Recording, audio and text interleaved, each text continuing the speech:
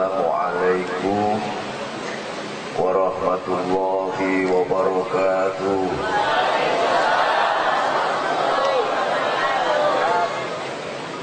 Bismillahi Allahu Akbar. Aqulu ala nafsi wa ala dini wa ala ahli wa ala auladi wa ala mali wa ala ashabi wa ala adyanihi wa ala amwalihi al-fa'afin. Asyhadu an la ilaha illallah wa asyhadu anna Muhammadan abduhu wa rasuluh. Wa la hawla wa la quwwata illa billahil aliyyil azim. Wa ba'du, qala Allah ta'ala, bismillahirrahmanirrahim. Allahu nurus samawati wal ard. Masalu nurihi kamiskati fiha misbah. Al-misbahu fi zujajah. Al-zujajatu ka'annaha kawkabun duriyyu yuqadu min syajarah mubarakatin jainutunatin la zarkiyatin wala garbiyah. Yakadu yaituha yudhi'u walau lam tamsashu nar. Nurun ala nur yahdilahu linurihi mayasya wa yadribullahu al-amsala linnasi wallahu bikulli syai'in alim. Wa qala ta'ala laqad kana lakum fi rasulillahi uswatun hasanah liman kana yarjullaha wal yawmal akhirah wa dzakarallaha katsiran. Sadaqallah. Ibu-ibu dan bapak-bapak, wabil khusus Al-Khatib Ali bin Husain Asghar, para alim, ulama, perkenankan saya tidak berdiri karena di bawah banyak orang tua. Saya tak duduk saja, okay? Alhamdulillah. Yang pertama, mari kita bersyukur kepada Allah bahwa kita bisa ketemu dalam pengajian yang mubarak, yang luar biasa ini. Bagi saya baru pertama kali ini menghadiri pengajian yang diadakan di tengah jalan. Karena saya keliling sampai ke Yordan, kemarin ceramah di Jeddah, diundang oleh ulama-ulama Jeddah, tidak di jalan begini. Ini saking luar biasanya. Mudah-mudahan nanti gubernurnya menyediakan lapangan yang bisa untuk pengajian. Gak usah mau amini gubernurnya orang ngerti agama, sampai minta aja kepada mereka. Jangan diamini. Minta disediakan satu lapangan dan bisa lu ngaji gitu. Gubernurnya orang ngerti ngaji.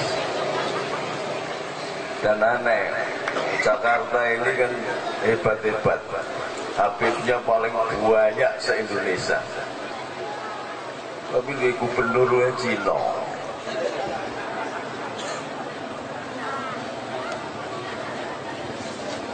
Tapi Cina kayak gubernur, tapi gubernur, tapi Cina, tapi gubernur. Mudah-mudahan lah malam ini kita berdoa karena sawabnya, syafaatnya Nabi, semuanya jadi baik. Selawat dan salam kita mendoakan dumateng junjungan kita Nabiullah Agung akhiri zaman Sayyidina Muhammad sallallahu alaihi wasallam. Allahumma sholli ala Muhammad. Allahumma sholli ala Muhammad. Sholli ala Muhammad. Saya ini kiai desa, jadi disorot lampu kayak gini malah kemeringat. Dipasangnya ini soalnya ke sana. Jadi saya lepas aja ya. Tetap ganteng kalau suka baca selawat. Alhamdulillah. Alhamdulillah. Belum istirahat saya setahun penuh. Nanti tanggal 6 sudah harus umroh lagi. Tanggal 1 ada call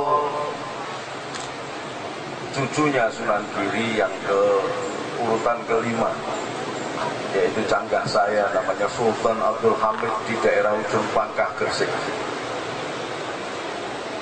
Setelah itu saya umroh lagi. Karena apa? Dungake Indonesia supaya tentrem.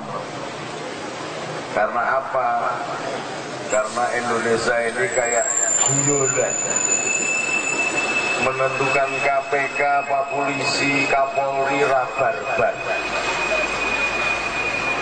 Gak selesai-selesai. Debat gak rampung-rampung. Karena apa? Karena beliau belum menyadari dan belum mengenal bagaimana cara style of leadership, gaya kepemimpinan Nabiullah Agung Muhammad SAW. Kalau dia tahu, selesai sudah. Indonesia ini paling gampang. Tapi karena nggak paham, saya jadi mumet melihat presiden sampean. Presiden belusuan. Lalu jangan diketawain, sampean pilih sendiri.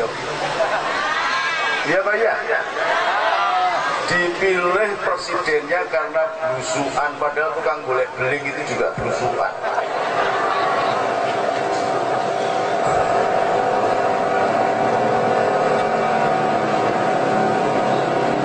Alhamdulillah. Nah ini harus bateri. Alhamdulillah. Indonesia ini memang dipimpin sebelum ngaji ini ya. Ini sebelum ngaji saya tak cerita dulu. Dan saya mohon maaf tadi dari pemimpin Masjid As-Suada, saya tidak memberikan tausiah. Karena tausiah itu bahasanya PKS. Saya NU jadi nggak pakai tausiah. Tausiah itu berasal dari akar kata wasiat. Wasiat itu biasanya disampaikan ulama yang hebat kepada santrinya. Saya bukan ulama, kiai juga bukan. Saya mau anak kiai, jadi setengah kiai, setengah bukan. Atau wasiat itu disampaikan kepada orang yang mau mati. Orang mau mati berwasiat, atau orang yang mau mati lah. Makanya umroh itu juga, umroh atau haji itu orang yang siap-siap mati. Makanya dia memberikan wasiat. Nah saya ini kesehatan dijaga, masih sakit, disuruh memberi wasiat. Kok dompet panitia ini juga saya hormati. Allahumma sholli ala Muhammad. Jadi mau idoh hasanah. Kata kalau bahasanya Habib Ali bin Husain tadi, mutiara hikmah yang dipetik dari Quran dan hadis. Itu lebih baik daripada tausiah. Itu PKS, saya bukan PKS. Jadi terus terang aja supaya sampai nanti tahu bahwa saya bukan PKS. Jadi jangan ngundang saya kalau sampai PKS. Di garis harus tegas ini. Karena yang senang selawatan biasanya bukan PKS. Kalau di sini Al-Habib Ali bin Husain bisa menjadi magnet Pak RW sing polisi saja bisa melok ngaji ya kan? Di Mekah sendiri tempat maulidnya Nabi, tempat kelahirannya Nabi sekarang dijadikan WC umum. Kalau supaya sampai tahu, maka bergembiralah sampai masih ada penjaga-penjaga Rasul meskipun di tanah Jawa ini. Ada 4 wanita yang dijamin masuk surga dan menjadi empunya surga. Yang pertama adalah Sayyidatina Khadijah. Tempat lahirnya Sayyidatina Khadijah jadi misi umum di Mekah sana.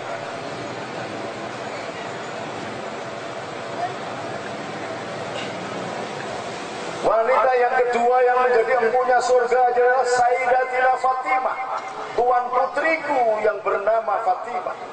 Fatimah itu Zahra. Tempat kelahirannya jadi misi umum.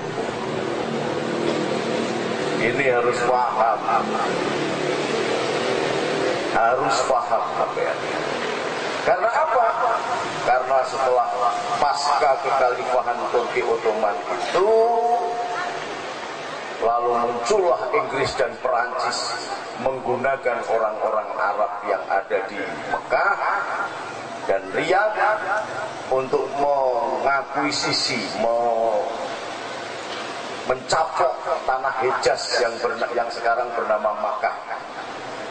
Yang itu namanya dulu Hejaz. Makkah itu berasal dari kata bakah, karena dulu tidak ada pepohonan apapun. Baru menjadi kota setelah cucunya putranya Nabi Ibrahim yang bernama Ismail bersama ibunya tinggal di kota Bakah. Kemudian berkembang bersama dengan suku Jurhum, keturunan Nabi Soleh, kemudian menjadi Bani Hashim, dan kemudian melahirkan Rasulullah Muhammad SAW. Ini setelah menguasai Madinah dan Mekah, dibantailah orang-orang yang suka selawatan begini nih. Maka di Mekah sana nggak ada Habib, sembelih semua. Oh, ini perlu tahu sampai. Kalau nek ana Habib ganteng ngono sampean cintai, sampean dijak salaman. Panitiane aja dilarang nek ana meh salaman mbek Habib. Dalan swarga, bihablillahi jami'a wala tafarruqu. Jangan dulu kok boleh salaman. Lho nek Habib ora ketemu rakyat kiai enggak boleh salaman sama rakyat, dan sing nyelametne sapa? Ya, jadi panitia jangan bilang-bilang jangan. Boro-boro tangan ambune ra enak diambungi wis apik.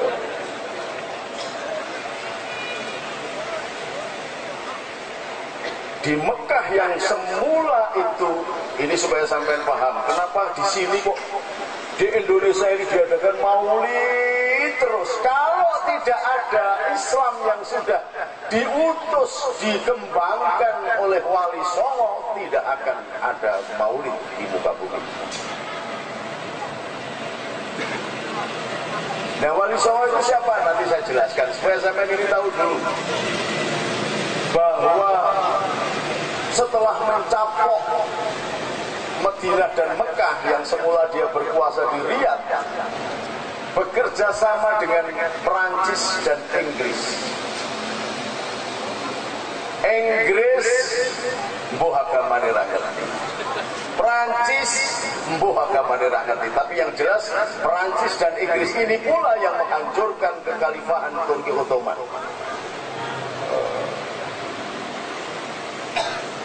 Orang-orang yang ada di Mekah di Arab itu kerjasama dengan Inggris dan Perancis membantai orang-orang yang menjadi keturunan Nabi, yang baik, yang bermadhab Maliki. Dari Imam Malik itu keturunan Nabi yang ke-16 kalau nggak salah. Kemudian pengikutnya Asy-Syafi'i, pengikutnya Ibnu Hambal, Imam Hambali, itu juga keturunan Nabi yang bertinggal di Basrah. Dan Imam Abu Hanifah yang berasal dari Samarkand, Uzbekistan sana. Uzbekistan itu atau Samarkand ini nanti ada sekian ribu santri ngaji ke Cina, ngaji kepada keturunan Sa'ad bin Abu Waqqas yang ditugaskan Nabi Muhammad SAW ketika selesai hijrah dan membangun Masjid Kuba. Jadi di Cina itu ada masjid tertua di dunia setelah Masjid Kuba. Ini.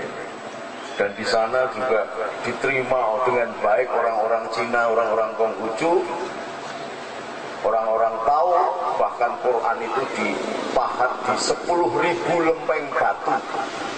Ini kalau nggak ada orang Cina, nanti dibakari semua Qurannya, nggak ada bekasnya. Tapi oleh orang-orang Cina, orang-orang yang beriman dari kelompok Cina ini menuliskannya di 10.000 lempeng batu. Dari sana jugalah yang sekarang ini sudah membuktikan sabda Nabi, utubul ilma walau bi, carilah ilmu meskipun sampai ke negeri Cina. Sekarang ini dari Cina, mulai dari Beijing dibikin kereta api menembus jalur Gurun Gobi, sudah masuk ke Mekah dan Madinah. Kereta api menembus jalur sutra, luar biasa. Tetapi justru kita sekarang ini dibingungkan oleh keadaan. Karena apa? Karena kelompok yang saya ceritakan ini. Muhammad setelah menguasai Hijaz dan Madinah, semua orang Sunni dibantai di Mekah. Yang semula di Ka'bah itu tempatnya khalakoh madhab Syafi'i, Maliki, Hambali atau Hanafi, sekarang tidak boleh. Apalagi sampai kok duduk baca sallallahu ala Muhammad, gak boleh. Saya lewat di depan makam Nabi sambil, karena saking rindunya saya menangis. Gak ngerti saya kalau di Indonesia itu biasa diucapkan, tetapi di sana langsung dipegang, haram. Assalatu wassalamu alaika ya sayyidi ya Rasulullah, khud cukup khud biyadi kholat khilati adrikni ya Rasulullah. Gak boleh, haram. Padahal bagi orang Jawa itu sudah biasa. Karena kalau sini namanya selawat kitab itu, kalau berdoa kita tangannya harus begini kalau baca selawat itu. Karena apa? Memohon dari Allah supaya diberikan langsung dari tangan Rasulullah. Di sana haram. Ini sampai harus paham. Maka berbahagialah gubernur Cina tapi sampai nusa selawatan, mauludan begini berbahagia. Di Mekah sampai balik disembelih. Benar. Ada teman saya, karena kebiasaan di Indonesia, nek orang tua itu yuk dimintain air doa, diwajani selawat gitu, diserahkan untuk diminum supaya sehat badannya. Langsung ditangkap dan dibantai, tidak dihukum, tidak pakai lewat hukum. Gerakan ini yang kemudian menamakan diri sebagai Wahabi. Wahabi ini ulamanya bernama Abdul Wahab. Sebenarnya bukan Abdul Wahab, tapi Muhammad bin Abdul Wahab. Menguasai di Mekah dan tanah Arab. Sementara Ikhwanul Muslimin, supaya sampai paham, ini kan kita ini bingung, Ikhwanul Muslimin, Wahabi, ada lagi apa, kita sampai nggak ngerti. Ini ada berbeda gerakannya. Sementara sendiri di Mesir itu muncul namanya Ikhwanul Muslimin yang menerapkan mono tafsir atas Al-Quran dan mono tafsir atas hadis. Jadi kalau sampean tidak mengikuti tafsirnya, dia disembelih. Ini yang sudah bahkan melanggar sabdanya Nabi. Nabi itu sudah berpesan kepada seluruh sahabat. Di Mesir itu ada namanya Kristen Koptik. Oleh Nabi dilarang untuk diganggu. Karena apa? Karena Kristen Koptik ini adalah keturunan Isa Al-Masih atau Yesus. Saya bilang Yesus kan goblok. Ini coba apa enggak kira-kira? Yesus itu dari kata namanya Isu. Nabi Isa itu namanya Isu. Tapi bukan bakso Isu, bukan. Ini Pak Isu. Bergeser ke bahasa Arab jadi Isa. Tapi sebelum bergeser ke bahasa Arab, langsung dipengaruhi oleh bahasa Romawi dan Yunani ditambah Ius, jadi Yesus. Jadi nggak ada kaitannya dengan Tuhan Yesus, itu nggak ada. Yesus itu bahasa Romawi. Nah, keturunannya itu namanya Kardinal Yakobus. Disesat-sesatkan oleh penguasa Kristen karena agamanya sudah menjadi agama kekuasaan pada saat itu. Lalu minta tolonglah Kardinal Yakobus ini kepada baginda Rasul Muhammad SAW dan menjadi tawasul bagi kebesaran Islam. Karena apa? Keluarga Nabi Isa sendiri disesat-sesatkan oleh penguasa yang beragama Kristen. Diutuslah Sayyidina Umar, maka menjadi sebab Islam berkembang luar biasa. Karena apa? Dari permohonan dari Kardinal Yakobus inilah Bizantium, Imperium Barat yang menguasai sampai ke Inggris, Perancis, Spanyol, sampai ke Maroko, perbatasan Eropa, semua bisa dikuasai oleh Islam. Lalu Rasulullah mendapatkan hadiah dan diminta untuk melakukan terjalin hubungan yang luar biasa, menyambung kembali darah Abraham, darah Ibrahim. Diberi istri bernama Maria Ketia. Kenapa Ketia? Karena dari Kristen Koptik. Jadi ada salah satu muslim Nabi yang bernama Kristen dan memiliki anak namanya Sayyidina Ibrahim yang dimakamkan di kuburan Baqi'. Ini tidak boleh diganggu, ada di Mesir itu tidak boleh diganggu. Tapi munculnya Ikhwanul Muslimin diganggu, dibantai semua. Maka muncullah pergerakan yang akhirnya sekarang sampai melihat di setiap TV. Kelompok Mursi Ikhwanul Muslimin itu akhirnya dibabat habis. Karena ada kesadaran orang Mesir. Di Indonesia orang-orang Wahabi, orang-orang Ikhwanul Muslimin banyak, semakin banyak, dan kita tidak belajar di sana. Kita masih membiarkan mereka mengkafir-kafirkan kita. Bahkan yang namanya Maulud Nabi ini namanya bid'ah. Setelah, maka kalau sampai lihat itu TV Insani, Rojak TV, radio MTA, semuanya begitu. Assalamualaikum, ulu bid'atin dolalah, ulu dolalatin final, semuanya begitu.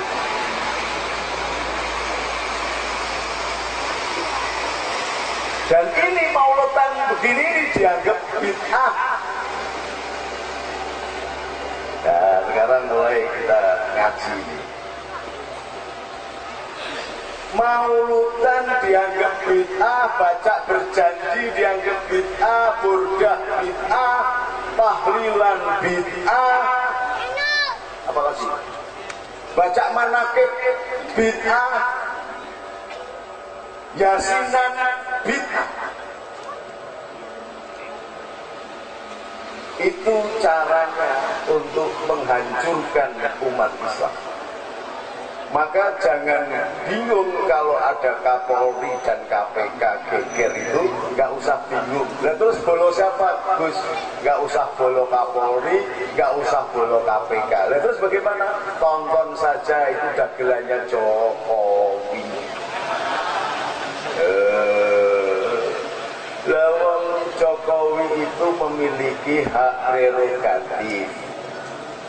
Kalau sudah diusulkan oleh dia sendiri dan disetujui DPR, dilantik atau tidak dilantik sudah menjadi undang-undang. Jadi BG ini dilantik atau tidak dilantik jadi undang-undang. Maka kalau Jokowi tidak melantik berarti Jokowi melanggar undang-undang. Ini kenapa kok dibikin ruwet begini? Karena sesungguhnya untuk mengalihkan isu bahwa kelompok kelompok Ikhwanul Muslimin, kelompok Wahabi, dan ada kelompok HTI. Saya ceton-cetonan ini ngomong. Hizbut Tahrir. Hizbut Tahrir itu adalah perkawinan antara Ikhwanul Muslimin dan Wahabi. Maka melahirkan satu bentuk gerakan yang sangat berbahaya. Saya sudah keliling Indonesia. Kebetulan saya sebagai ketua pendekar pakar berusaha se-Indonesia, dan dulu banser saya siapkan. Kalau sampai di sini dominan, ada habib-habib banyak, nggak ada yang berani dominan. Tapi di daerah-daerah, wah, Hizbut Tahrir itu adalah perkawinan antara Wahabi dan Ikhwanul Muslimin. Bapak Kiai, mohon maaf. Kita minta kepada guru kita untuk menyampaikan tentang sejarah Nabi Muhammad. Kita minta sekali lagi dengan penuh hormat buat guru kita. Tenang. Duduk.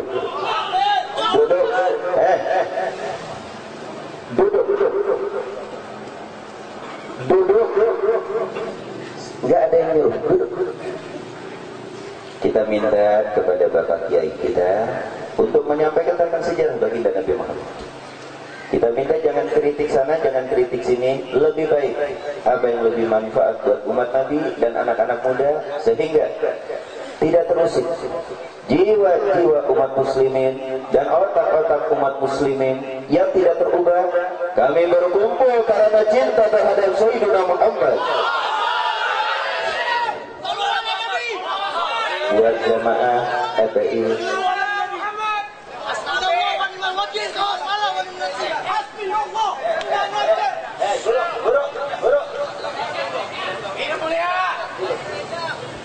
buat jamaah FPI, mau diwakilin kanan, kalau emang dengerin, buat para pemuda, dengerin, buat FPI,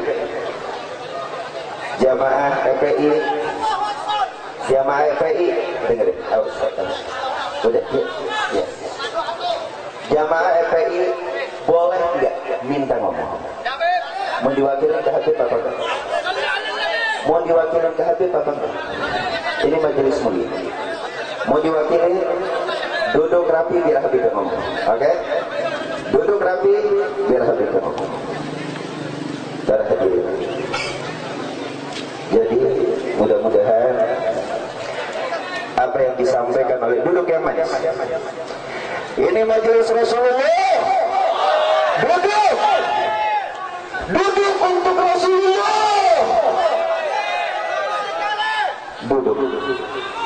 Duduk yang manis.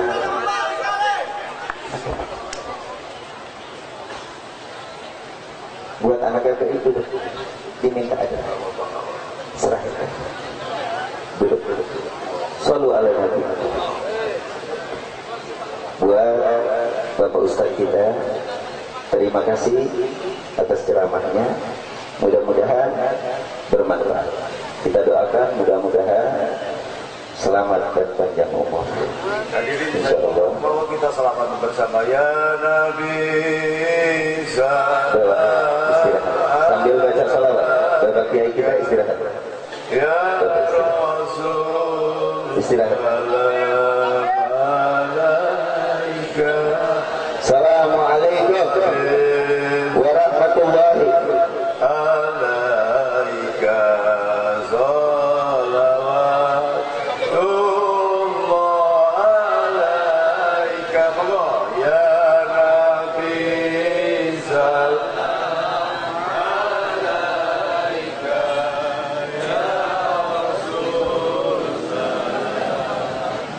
Assalamualaikum warahmatullahi wabarakatuh. Alhamdulillah, wassalatu wassalamu ala Rasulillah.